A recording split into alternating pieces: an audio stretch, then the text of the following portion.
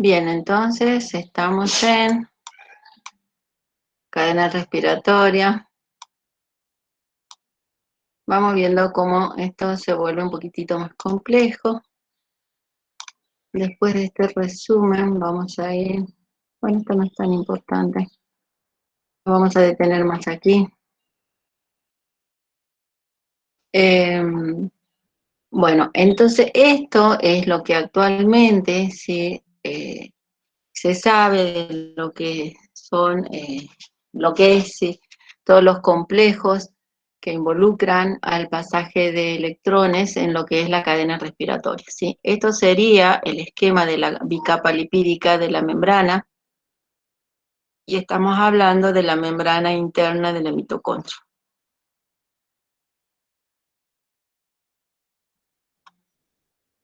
Y, como ven ustedes aquí aclara, de este lado estaría la matriz, y de este lado el espacio intermembrana, con lo cual la membrana externa estaría por aquí afuera, digo por aquí arriba. Entonces, este espacio intermembrana es fundamental, y aquí tenemos la matriz. Como vemos, todo lo que son los complejos de la cadena respiratoria están formando parte o están como adheridos, ¿sí? A lo que es la membrana interna. Entonces tenemos complejo 1, complejo 2, complejo 3 y complejo 4. 4 complejos en los cuales están involucrados, como decíamos, grandes estructuras proteínicas. Y vemos que uno de los más grandes es el complejo 1, ¿sí? Que involucra 42 cadenas polipeptídicas. No 42 aminoácidos ni 42, sino que son 42 cadenas polipeptídicas. O sea, cada cadena polipeptídica involucra miles de aminoácidos, por lo tanto, imagínense una estructura bastante grande, ya que tiene 42 cadenas polipeptídicas diferentes. Además, otra característica que presenta, vamos a ver, no, este complejo 1, ¿sí? Es que tiene un centro aquí, el flavin mononucleótido, ¿sí? Que está involucrado, y luego tiene 6 centros ferrosulfurados, a los que hacíamos referencia. Y bueno, aquí tenemos flavin mononucleótido en relación a lo que veíamos de la intervención de el FAD en la primera cadena, ¿sí? Entonces decimos que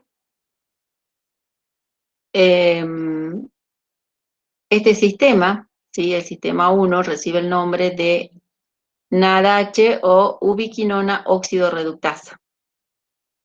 También lo van a encontrar como NAD deshidrogenasa, ¿sí? Entonces el complejo 1 es la ubiquinona óxido reductasa o NAD deshidrogenasa. Como verán, es una enzima muy grande. Y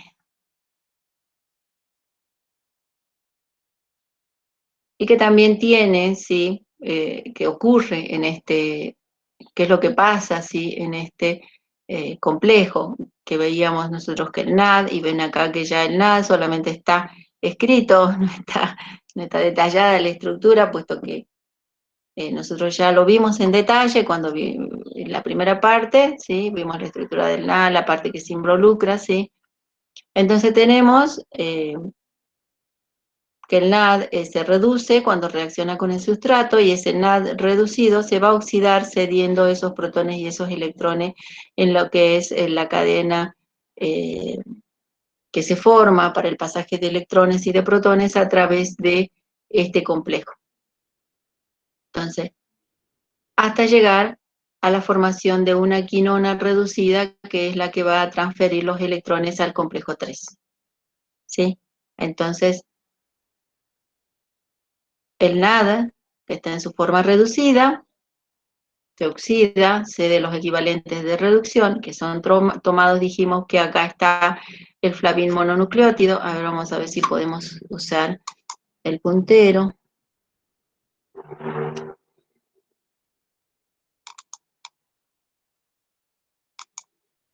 ¿sí? Entonces, aquí en esta estructura tenemos acá el flavin mononucleótido,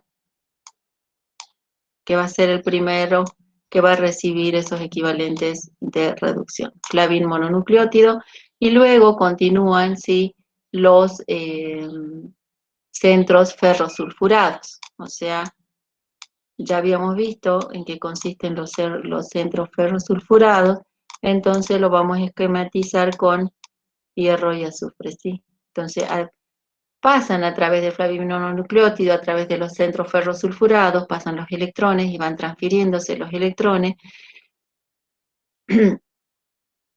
hasta llegar, ¿sí?, a reaccionar con la quinona, ¿sí? La quinona, y formar lo que es la quinona reducida. O sea, aquí podríamos escribir, ¿sí?, que reaccionan con la quinona, que esa quinona que está en su forma oxidada va a pasar a la quinona en su forma reducida.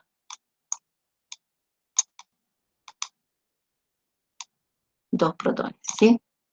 Entonces, decimos que acá ocurren dos procesos en forma simultánea, que es este pasaje de electrones y de la reducción de la quinona, ¿sí?, a hidroquinona, y el otro proceso, ¿sí?, es el pasaje que vimos que nosotros, ¿sí?, que este proceso involucra una liberación de energía por una por una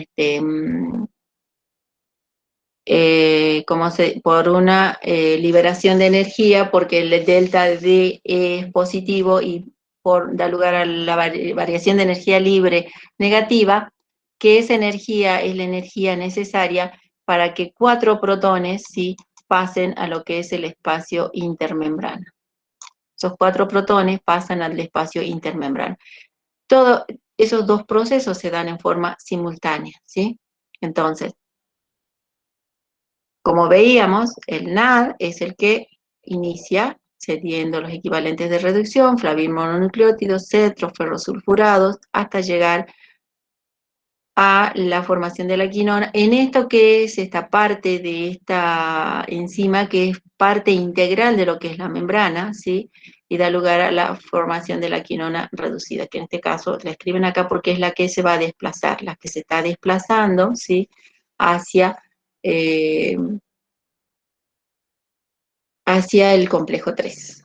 Entonces tenemos, además, sí, que el pasaje de estos 4 protones, transferencia de 4 protones al espacio intermembrana, pasan de la matriz mitocondrial al espacio intermembrana, con lo cual esto obviamente va a generar que en el lado de la matriz se formen cargas negativas y en el lado del espacio intermembrana se vaya cargando positivamente. ¿Qué puede ocurrir y qué puede ser útil, digamos, en alguna manera para saber algunas aplicaciones que ustedes luego van a ver en materias posteriores?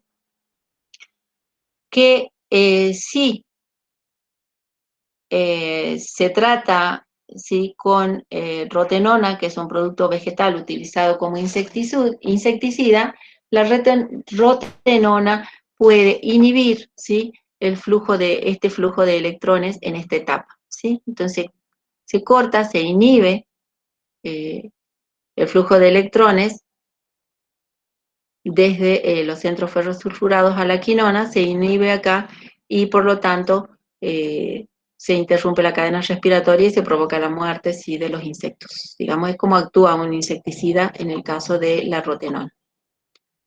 ¿Qué más?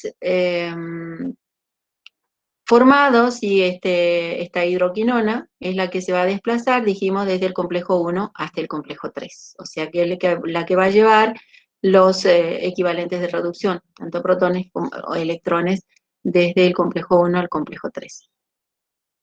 Que es, sí, el complejo 3, que es el complejo citocromo BC1, también conocido como ubiquinona citocromo C óxido reductasa. Bien, vamos a luego ver eso. El complejo 2, ¿sí? En el complejo 2, que este complejo lo vamos a ver cuando veamos ciclo de Krebs también, que interviene este complejo en lo que es ciclo de Krebs y que está unido completamente a la membrana, está ligado a la membrana y tiene unidades transmembrana, ¿sí? Entonces, este complejo 2 tiene una unidad C, que estaría por este, constituido, ven, por estas alfa hélices verdes. Tenemos una unidad C, una unidad D por las azules, ¿sí? Son complejos transmembrana, o sea que atraviesan de un lado al otro de la membrana. Y también tienen subunidades A y B, ¿sí? Como vemos acá, tenemos otras subunidades. La A, bueno, no me salió como A, esto me salió como H, y la B. Entonces tiene 4 subunidades, este complejo 2. Y sí, el aceptor final de los electrones que pasen a través de este complejo 2 es la quinona. Entonces tenemos que el sitio de unión, acá hay un sitio de unión que está bien marcado, que se llama sitio de unión del succinato, que es el sustrato. El succinato, al pasar a fumarato, va a ceder los electrones que sean tomados por aquí por el FAD. Entonces aquí aparece el FAD, que nosotros lo teníamos en segundo lugar en el esquema sencillo que habíamos visto, ¿sí? Entonces aquí tenemos flavin adenin dinucleótido, que interviene en la cadena respiratoria. Entonces el FAD es el que toma, o es, sí, es el que recibe los electrones, y los transfiere a distintos centros ferrosulfurados que existen, 3 centros ferrosulfurados, ¿sí? Que se encuentran en estas estructuras A y B.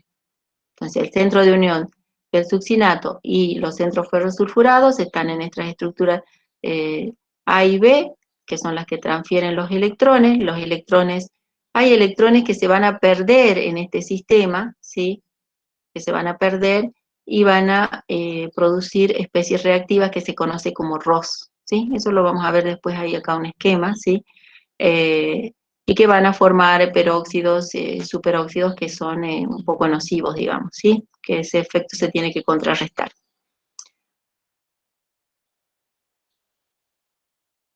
Entonces, si esos electrones, también esos electrones y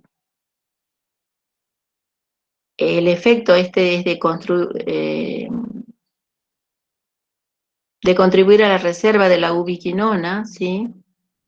Entonces, reducida. O sea, acá va a transferir los electrones, que va a ser tomado por la electrones y protones, que van a ser tomados por la ubiquinona, ¿sí? Y se va a reducir. Se va a reducir dando lugar a la formación, sí, como decíamos, ubiquinona o hidroquinona.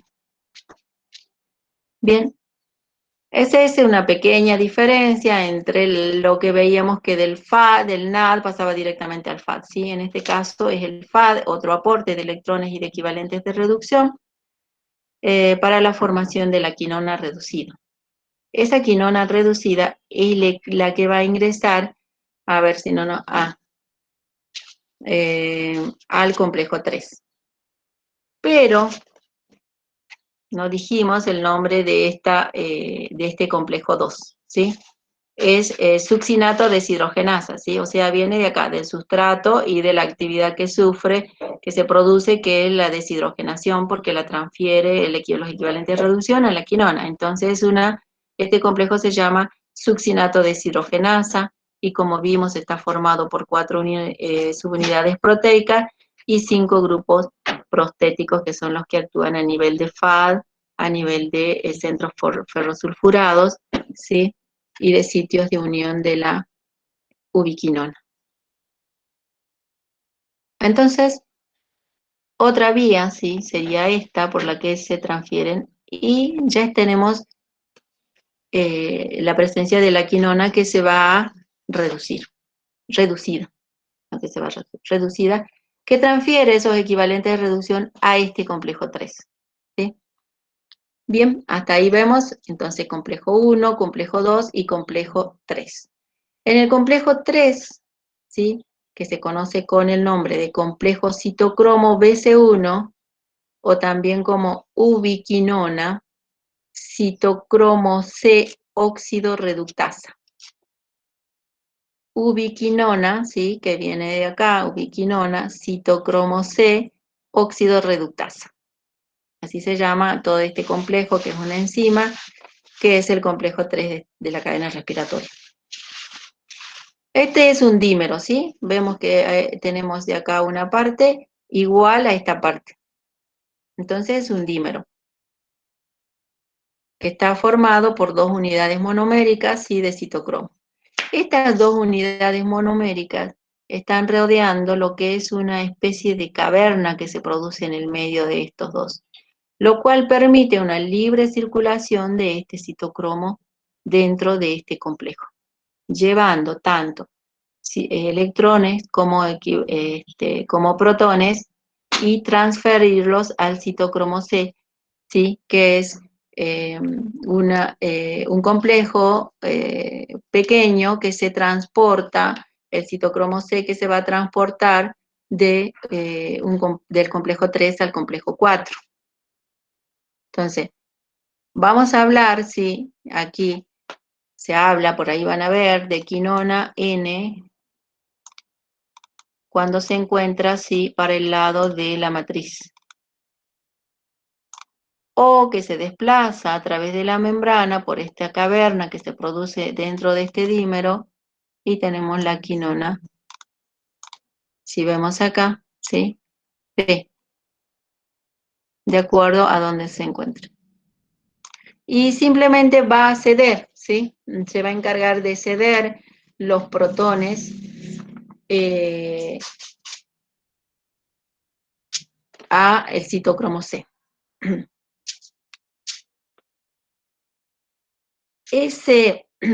También aquí ocurre, ¿sí?, dos procesos que son importantes, que es esa transferencia de electrones al citocromo C, y veamos que acá, como veíamos en la primera cadena sencilla, que los que se transfieren los electrones al citocromo C, no los protones, ¿sí? Entonces acá los citocromos C son los que van a continuar con los electrones, que siempre el camino de los electrones es el azul, y los protones quedan, sí, que son los que forman lo que es la quinona reducida y la quinona, claro, la reducida, que va a pasar a su forma oxidada. Entonces la quinona que está en su forma reducida, que sería esta, como es la forma que llegó, luego se revierte y vuelve a esta, que es su forma oxidada, como veíamos, ¿sí?, en esta caverna. Bueno, en esta caverna tenemos grupos hemo, que no sé, ¿sí?, que serían estos que se ven muy poquito acá. Tenemos grupos hemo. ¿Qué más tenemos? Tenemos hemo y centros ferrosulfurados, también tenemos, pero lo que interviene es solamente lo que es importante, el desplazamiento de la quinona, para recordar. Tenemos el citocromo C1, y en ese citocromo C1 tenemos un hemo C1, que es donde se recepcionan los electrones, y esos electrones de este hemo son cedidos al citocromo C, que van a ser transferidos.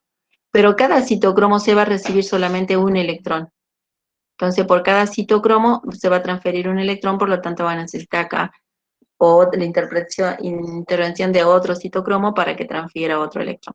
Bien, en ese pasaje de electrones se produce, por esa diferencia de potencial que se dio al transferir los electrones en un proceso de oxidorreducción, se transfieren los protones, como verán, de la matriz, que están libres en la matriz, al espacio intermembrana, y ahí se transfieren 4 protones.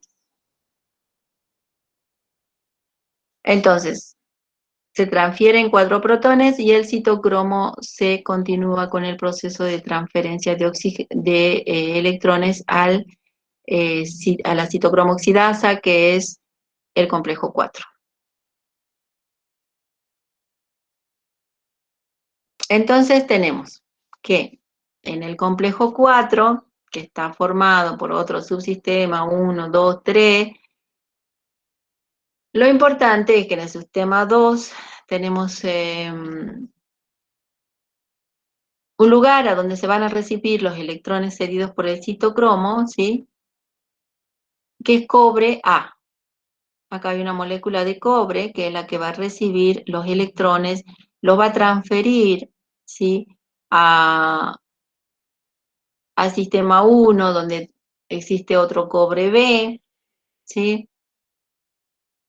De tal manera que sí ingresan los electrones, pero ¿qué es lo importante de esta parte? Sí, es que esos electrones son los que finalmente, como dijimos que esta es la citocromo oxidasa, esos electrones finalmente van a ser cedidos ¿a quién? Al oxígeno, ¿sí? A este oxígeno. Aquí se van a ceder los electrones a ese oxígeno que con los protones del medio, en este caso, van a dar lugar a la formación de una molécula de agua. Que por eso decíamos que el aceptor final de electrones es el oxígeno, que este oxígeno es traído por la hemoglobina, y acá adentro hay todo un proceso de transferencia dentro de lo que es el cobre A, el cobre B, y grupos hemo que se encuentran, el hemo A, y porque también acá, como vemos en el citocromo C, existe un grupo hemo. ¿Ven? Las formas coloreadas y planas siempre me está hablando de la presencia de un grupo hemo, que es a donde los electrones, o sea, acá en el centro del grupo hemo vamos a tener hierro, que es el que va a transportar los electrones, ¿sí? Y que en este citocromo oxidasa, en esta enzima, se va a producir finalmente la transferencia de esos electrones al oxígeno, ¿sí? Que reacciona con el protón, da lugar a la formación de agua, ¿sí? Y con esta última, ¿sí? Liberación de energía, por esta última etapa de un delta D positivo y un delta de F negativo, nuevamente va a permitir el pasaje desde el espacio que es la matriz mitocondrial hasta el espacio intermembrana de dos protones. Bueno, a grandes rasgos, más o menos explicado, a ver qué más nos estamos olvidando, lo importante de la citocromo, las tres subunidades que tiene la citocromo oxidasa. Hay más detalles, obviamente los grupos M, M1, M2, en fin, ¿sí? Que se puede ver, lo van a encontrar por ahí, pero a grandes rasgos, esta sería sí, el pasaje de los electrones y de los protones a través de lo que son los componentes de la cadena respiratoria. Aquí ya considerando todos los complejos, ¿sí? La formación de las proteínas, cómo están ubicados en cuanto a la membrana, cómo hay proteínas que son transmembrana, hay proteínas que solamente están en la matriz, hay otras que, como es el caso del citocromo, se desplazan, ¿sí? A través de el espacio intermembrana, llevando los electrones, la función es transportar los electrones de un complejo a otro, y todo es el esquema de las flechas azules, es como los electrones se van desplazando y van a través de los procesos de óxido-reducción que se van produciendo, eh, vemos cómo esto finalmente sí llega a la formación de agua. Bien, no los quiero complicar más. Obviamente que si ustedes buscan en la bibliografía hay más detalles, podemos ver más detalles, pero creo que hasta ahí vamos bien, ¿sí? Este es lo que hacíamos referencia a la formación del ROS, que hacíamos referencia aquí, ¿se acuerdan? En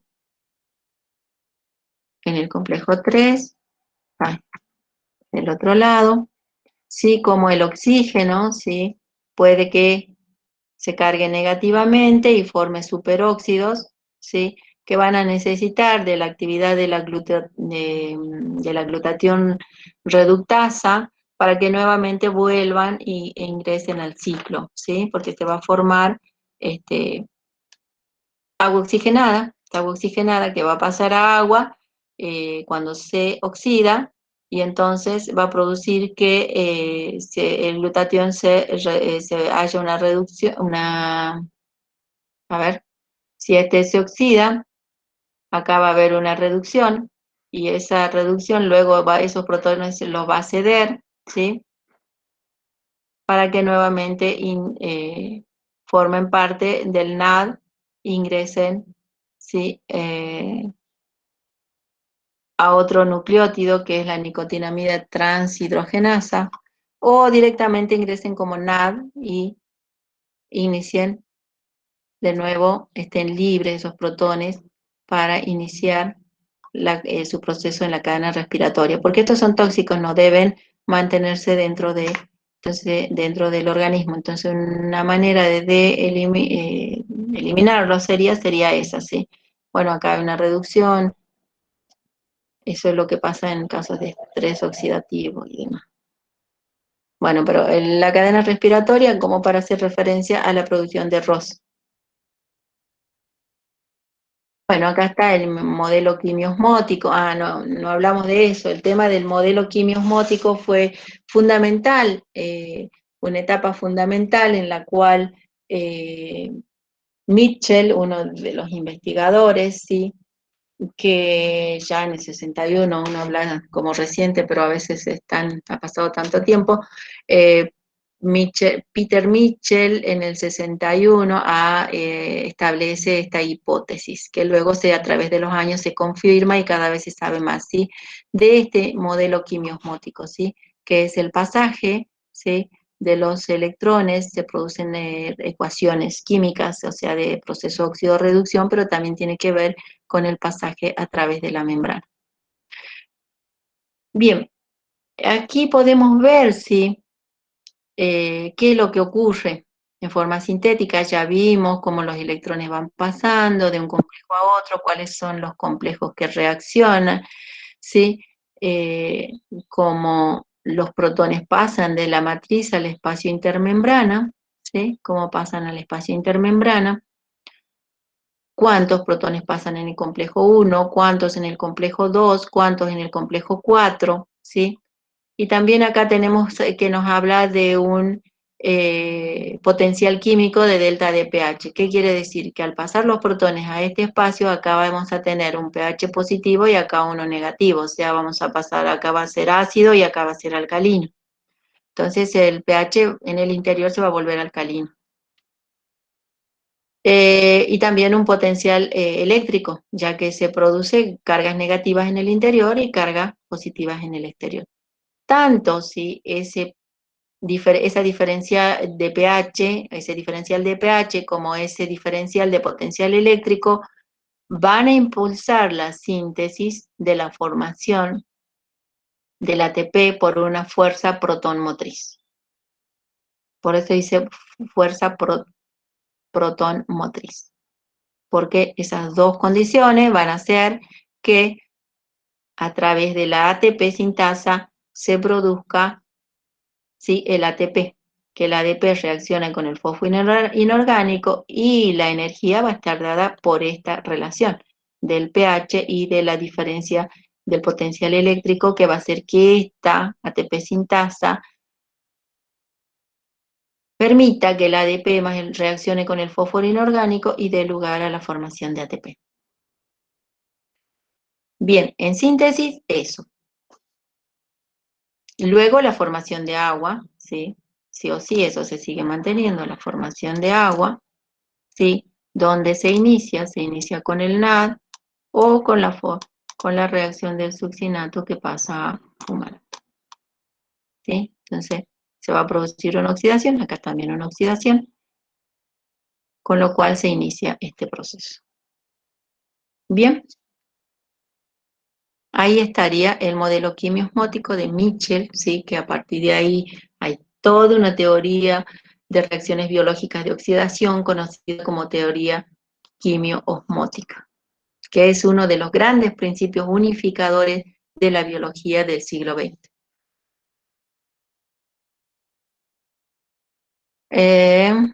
Bueno, aquí ya hablando de lo que es la reacción del ATP, sintasa, como nosotros veíamos cuando un enzima típico, siempre veíamos la enzima más el sustrato, rompe la barrera de la energía de activación y se da lugar a la formación de los productos, ¿sí? En el caso en que necesita energía, mucha energía para producirse. ¿sí? Pero para el ADP sí, es lo mismo, sería lo mismo, solo que hace referencia a que la mayor energía que se necesita es para liberar la enzima de la forma, del ATP formado, ¿sí? Entonces, la enzima más el ADP más fósforo inorgánico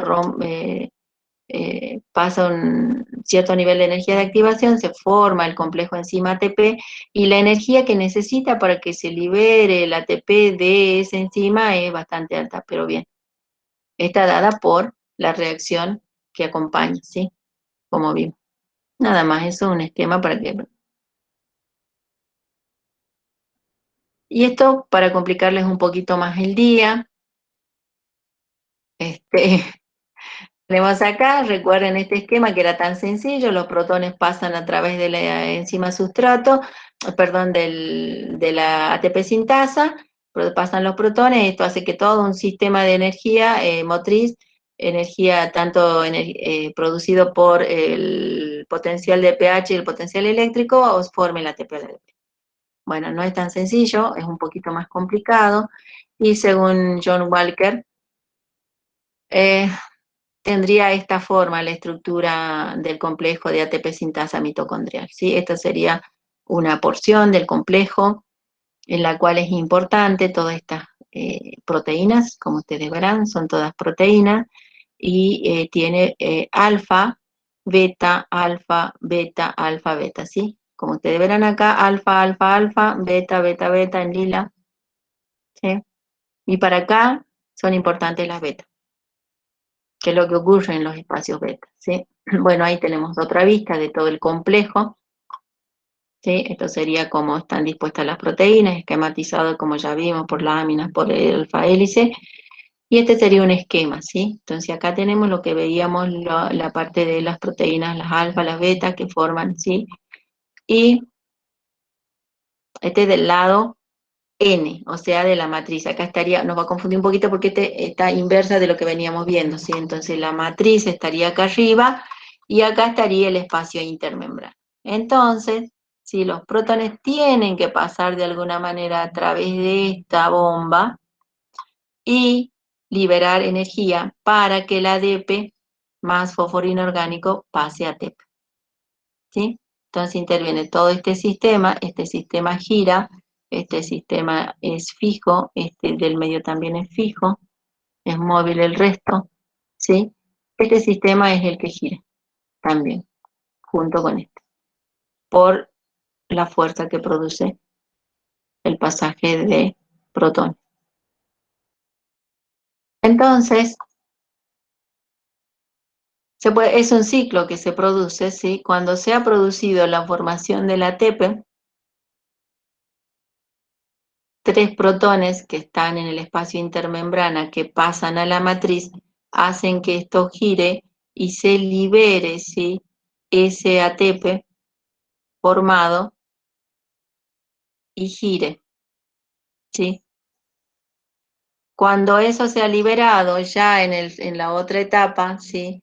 Se está produciendo la formación, el ADP más el fósforo inorgánico que están presentes van a dar lugar a la formación del ATP. Entonces eso nuevamente va a girar y ese ATP se va a liberar este beta va a quedar libre, obviamente.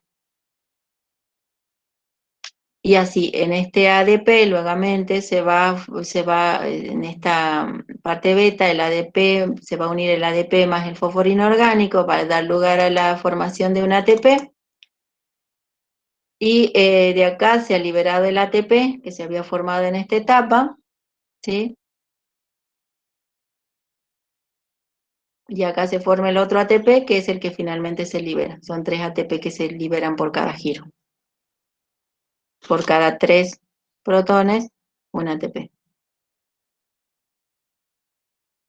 Bien, debido a esto, esta teoría quimiosmótica nadie creía en este planteamiento de estos complejos, pero bueno, se fue consolidando y a raíz de esto nos, me pareció muy interesante esta frase, ¿sí?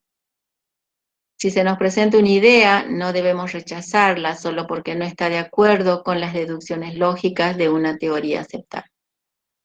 Creo que ese es el origen de muchos trabajos de investigación. Bien, creo que hasta ahí hemos presentado lo más gráficamente posible, lo más, tratando de llevarle lo más importante, y como siempre digo, esta es la base y ustedes pueden tranquilamente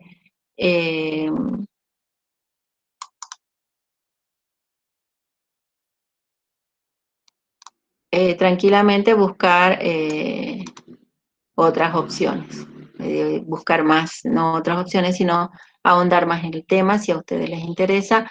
Obviamente que hay más, hay más detalles, digamos, de todos estos esquemas y demás.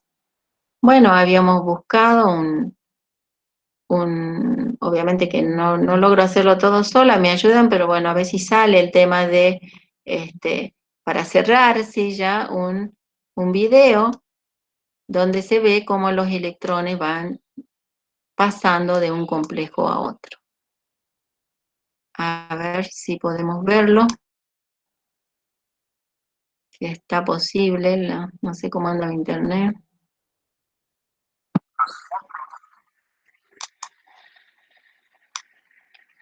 A ver. ¿Están viendo, chicos, ustedes?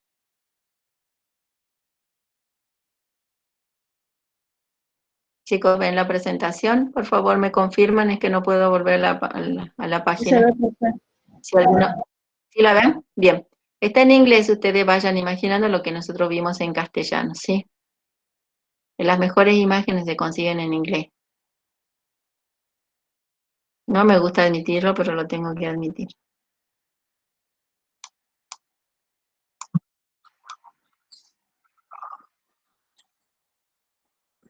El espacio intermembral.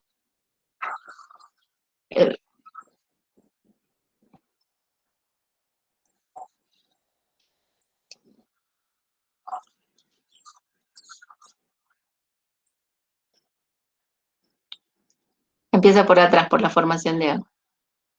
Ahora va a explicar. Profe, ¿usted está compartiendo el enlace? Porque eso sí no se está viendo. ¿Cómo? ¿Usted está compartiendo el enlace? Por eso les preguntaba si ustedes veían el video. No, sí, eso no se está viendo. No se está viendo. No, Bien. solo se ve la presentación. Bien, ahí tratamos de mejorar el tema. A ver si lo podemos. A ver.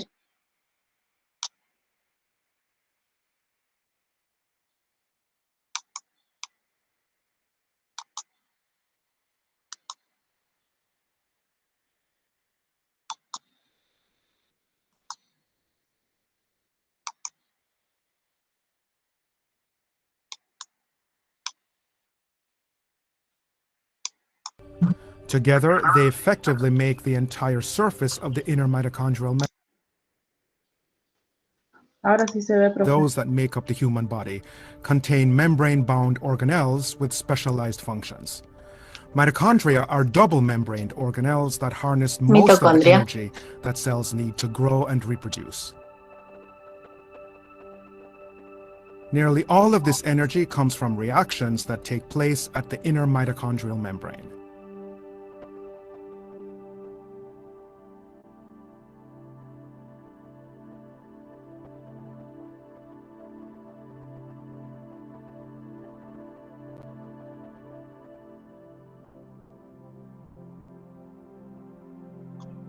One of the key roles of this membrane is to act as a barrier to positively charged particles called protons, thus allowing a concentration gradient to be maintained, where the intermembrane space has far more protons than the matrix.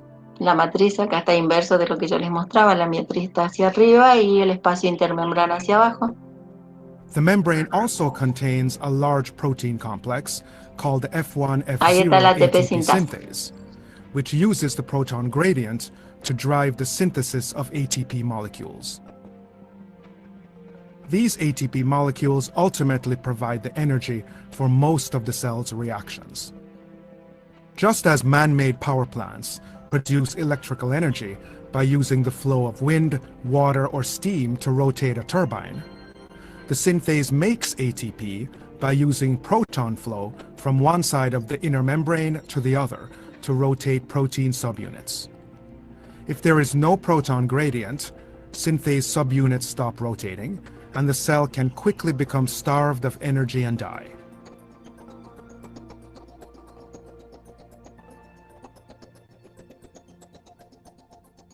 Therefore, the protein complexes and small molecules that establish this gradient and maintain it play an essential role in the life of the cell.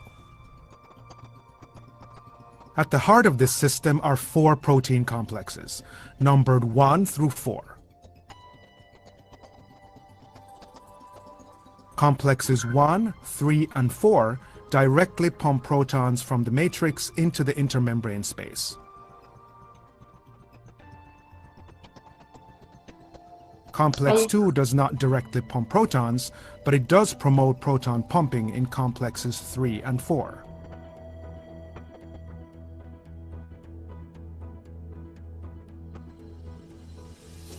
Proton pumping requires energy, and the 4 protein complexes get this energy by transferring electrons through a series of coupled reactions.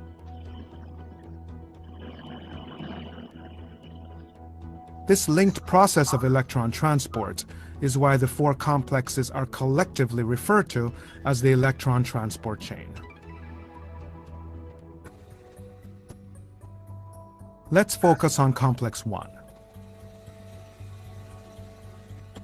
A byproduct of sugar metabolism called NADH deposits 2 high-energy electrons in complex 1, where they are passed along a chain of redox centers.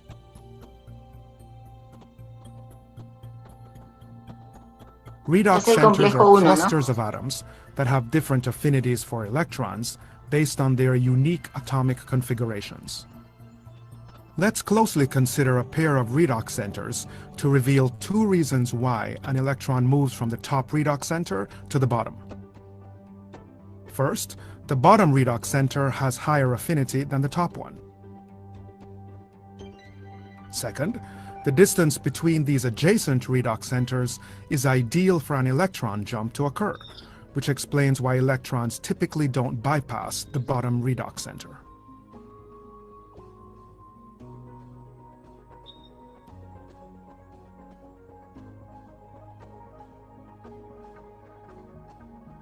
A small amount of energy is released each time an electron is passed between redox centers.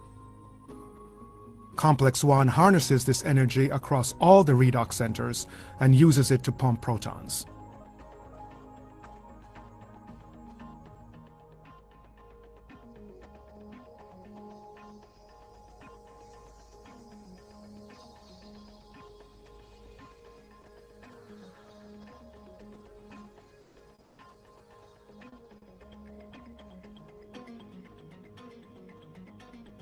The last redox center in complex 1 donates 2 electrons to a coenzyme Q molecule.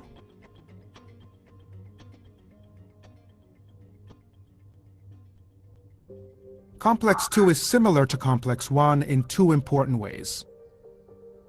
First, high-energy electrons also enter complex 2 via a byproduct of sugar metabolism, although here the molecule is FADH2. Second, complex 2 also transfers electrons between several redox centers before donating them to coenzyme Q. One major difference, however, is that complex 2 does not use the energy liberated to pump protons. Coenzyme Q molecules from complexes 1 and 2 donate their electrons to complex 3. One electron is recyclable and can re-enter complex 3 later, but the other passes through 2 redox centers before reaching cytochrome C. Cytochrome C carries the electron to complex 4.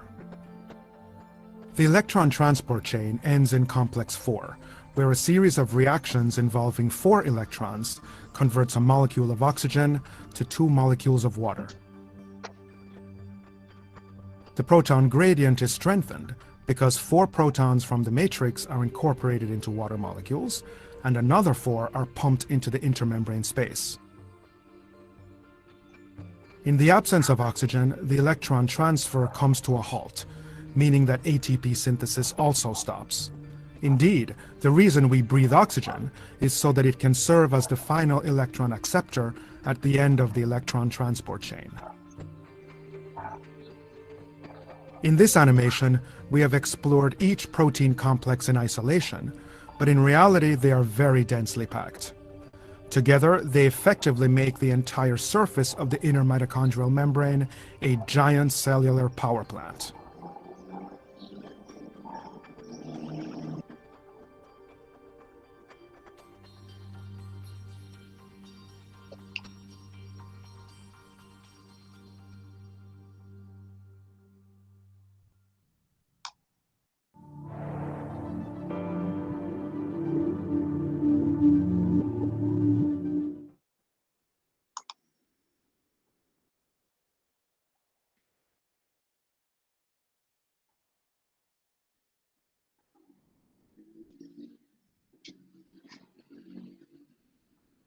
Welcome to the next lesson in the Dirty Medicine Biochemistry series. In today's video, we're going to talk about something called oxidative phosphorylation. Bien. This is probably better. Bien. Seguro hay bastante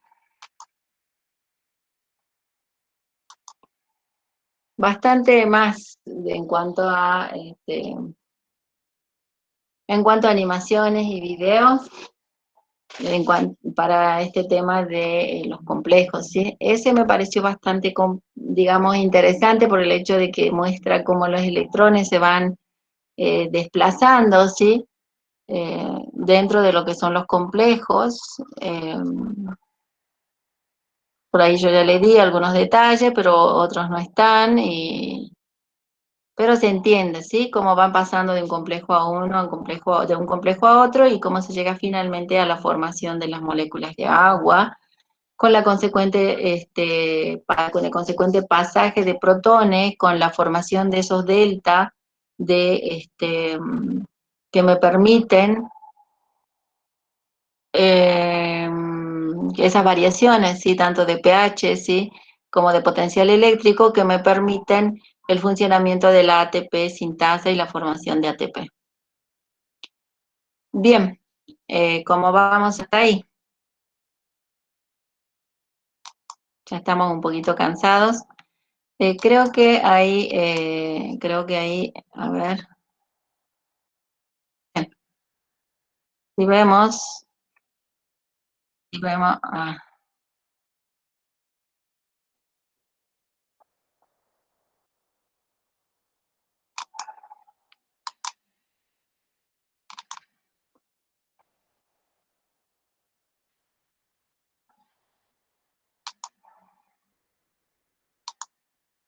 ahí termina, digamos, el tema de hoy.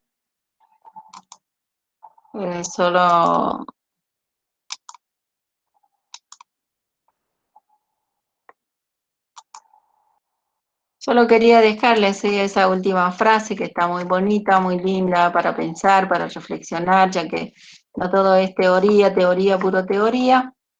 Y bueno, creo que, si no me equivoco, ahí dice fin. Bien, fin de esta presentación.